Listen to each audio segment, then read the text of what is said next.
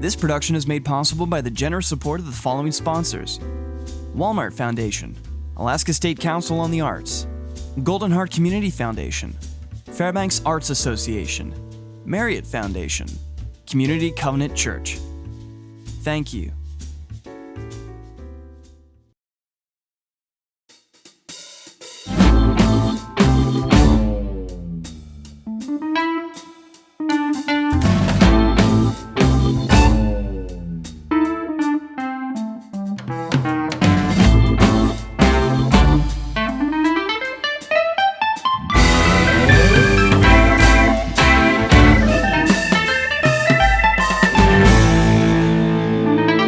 Hi everyone, welcome to my first lesson, sponsored by the Fairbanks Summer Arts Festival. Special thanks to the Golden Heart Community Foundation and the Walmart Foundation for sponsoring today's episode.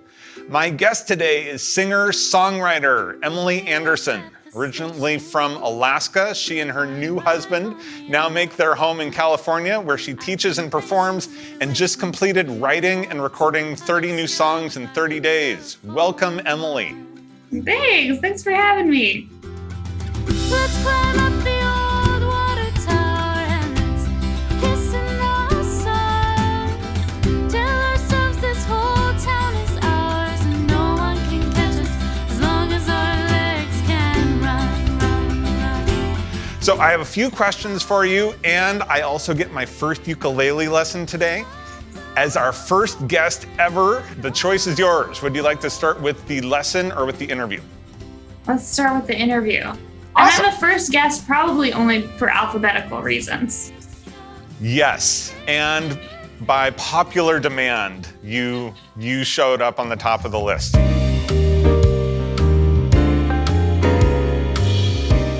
Okay, first question. So you have lived all around the country, from being raised in Fairbanks, Alaska, to graduating from Berkeley College over in Boston, to living in Pasadena now. So my question for you is, which season is the best? Alaska in the summer, Boston in the fall, or LA in the winter? Oh, Alaska in the summer. No question. It's the mosquitoes, right?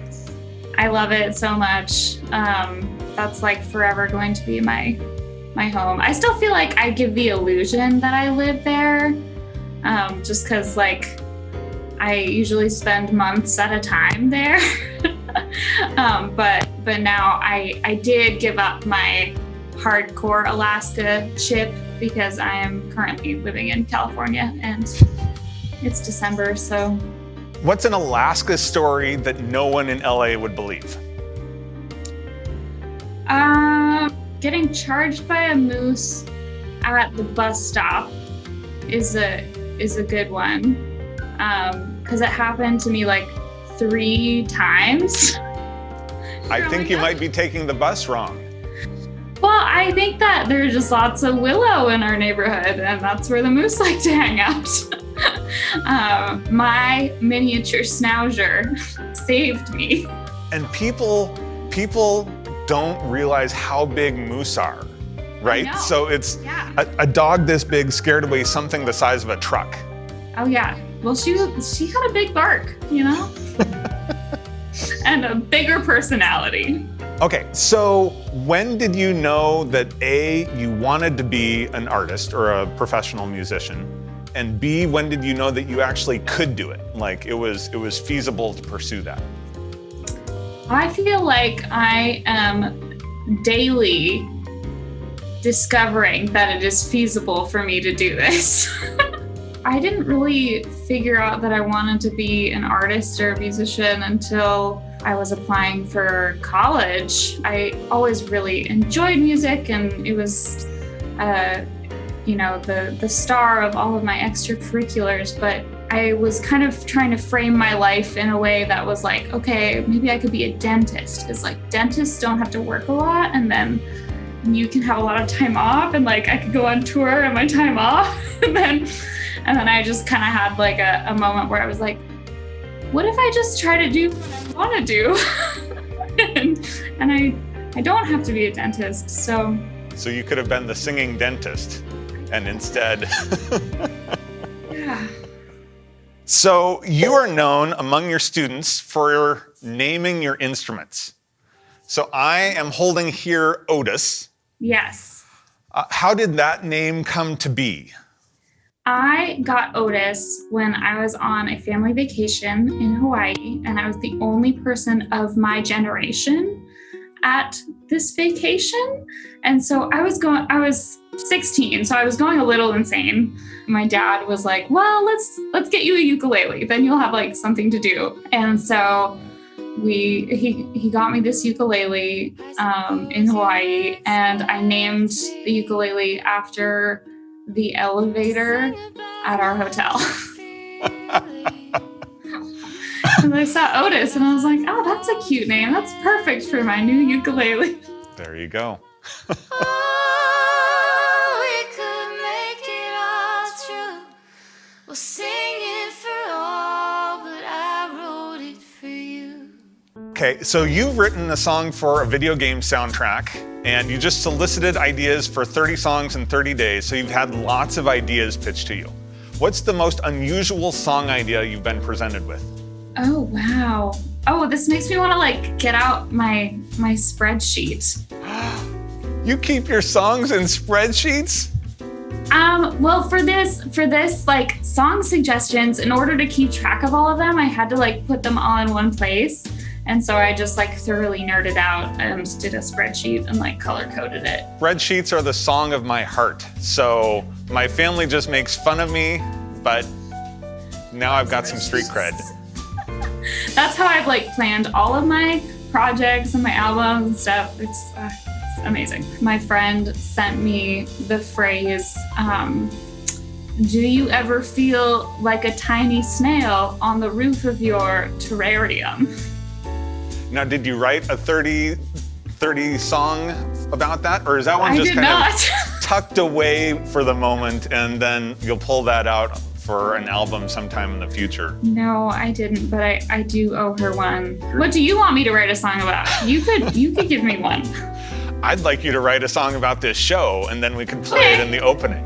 We could That's do what that? Okay. Okay, culinary question for you.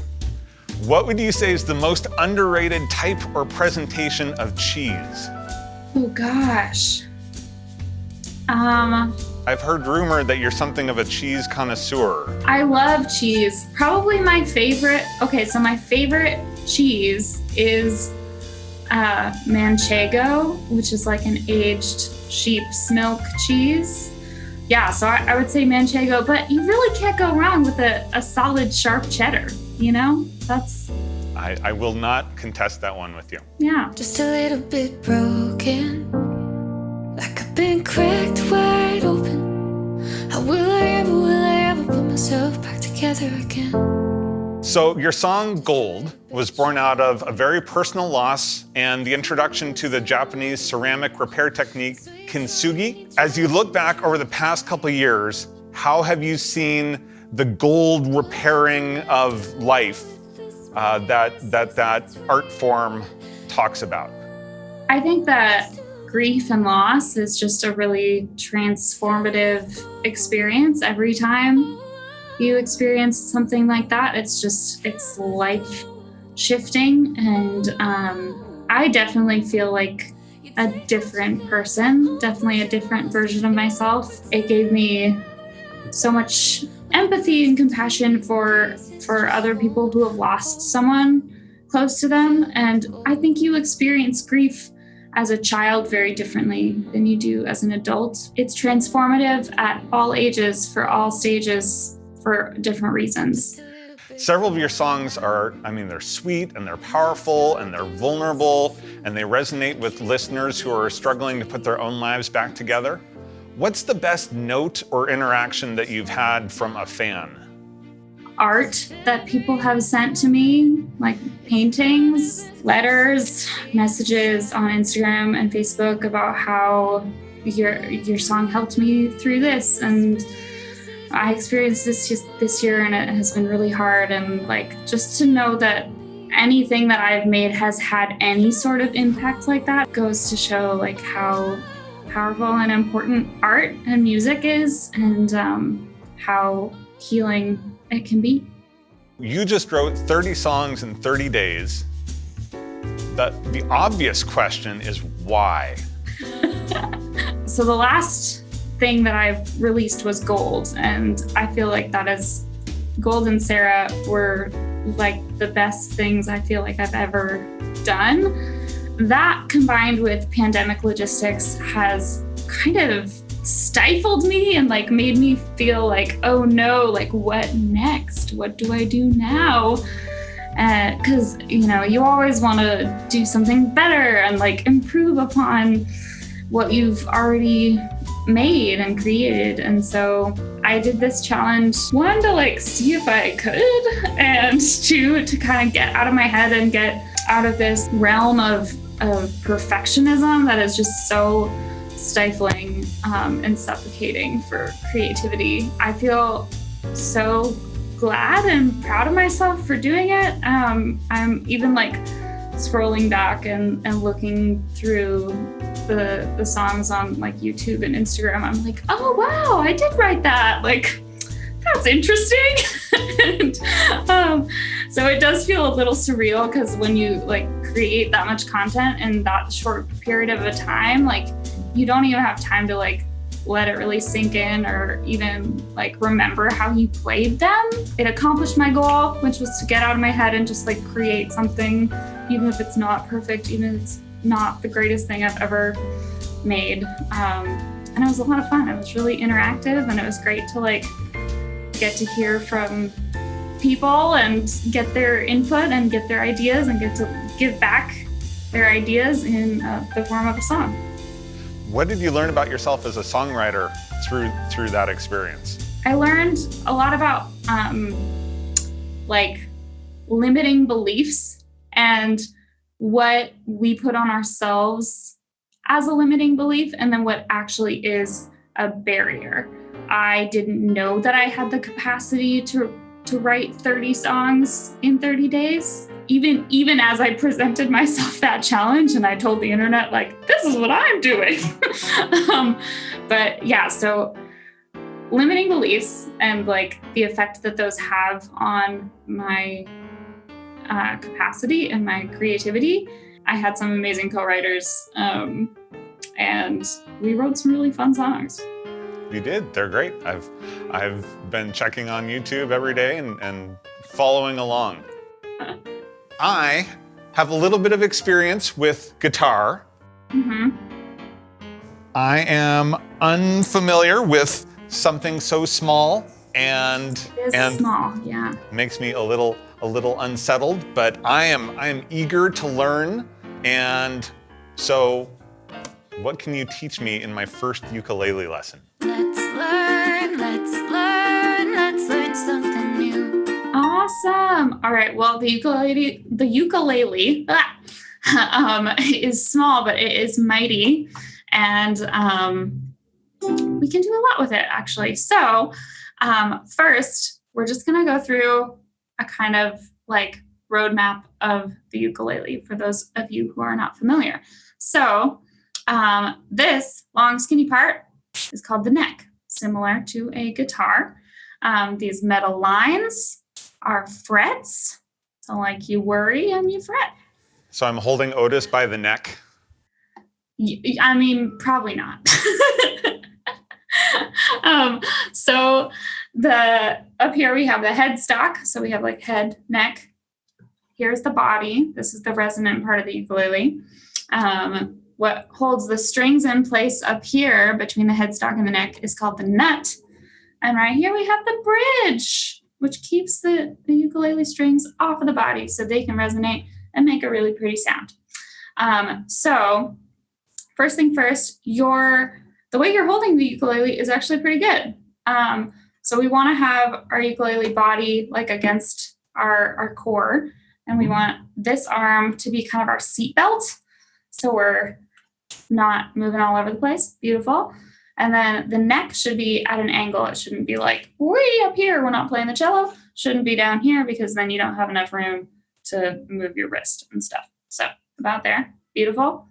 The first chord that we're going to learn is the C chord. So C C is on our 3rd fret of our A string. So our Hey, there's a little blue dot right here. Oh my gosh, it's a helper. So if you strum, there you go. I made a sound. Beautiful. You did. Oh, and one more thing. So we have the names of our strings, which is G, C, E, A.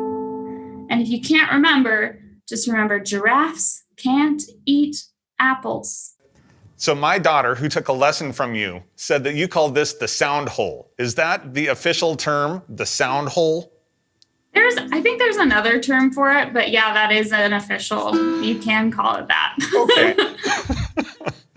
Awesome. Okay, so since you are now an advanced ukulele student, we are going to learn Twinkle, Twinkle, Little Star. So Awesome. This one, Let's do it. This is so great because it uses a lot of our open strings. So we just get to remember which string is which, basically. So it starts with C, C, G, G. So let's just start with C, G, G, G. Nice. And then it goes to A, G. Nice. So let's try that whole section.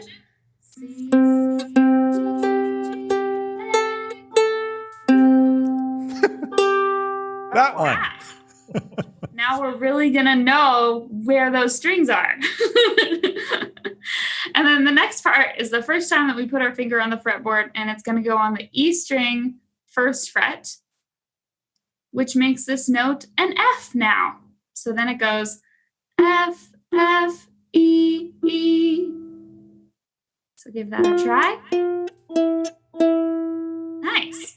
And then the last 2 notes of our A section, thank you, Mozart, are D, D, C. So we put our middle finger on our 2nd fret of our C string to make it a D. And then it goes D, D, C. Nice. So let's try F, F, E, E, D, D, C all together. F, F, E, E, D, C.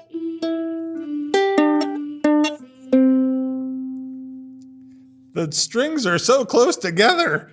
I know. Yeah. And especially because Otis is a humble ukulele. So there are ukuleles that are larger and could maybe be a little easier to play, but everyone is different. All right. So let's try that whole section together. We have our C, C, G, G, A, G.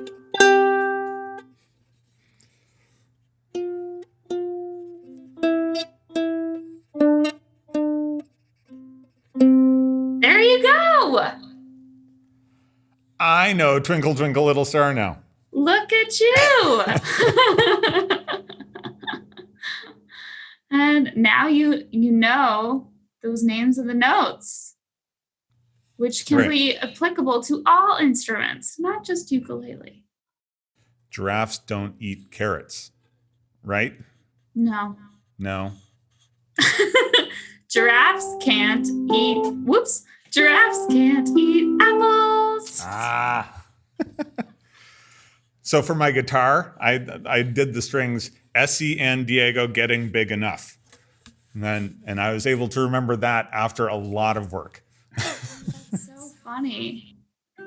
Yeah. Yeah, it takes time. Yeah. But now you know Twinkle Twinkle, and you know 4 chords. So you could play most of Avril Lavigne's catalog. Which I know is why you're here. It's like you're looking into my soul. I think that is a great first lesson, and I can take Otis and he and I can spend some quality time together trying to master Twinkle Twinkle Little Star and Avril Lavigne. Yeah, and you are on your way. Thank you so much, Emily. Thank you. That is our time for today. Special thanks to Emily Anderson for coming by. Emily, where can people find out more about you and what you do? You can find me on my website, EmilyAndersonAK.com, and Emily Anderson AK is how you find me on all the social medias, and you can also follow me on Spotify. Outstanding. You can learn more about the Fairbanks Summer Arts Festival at www.fsaf.org. We'll see you next time. Space.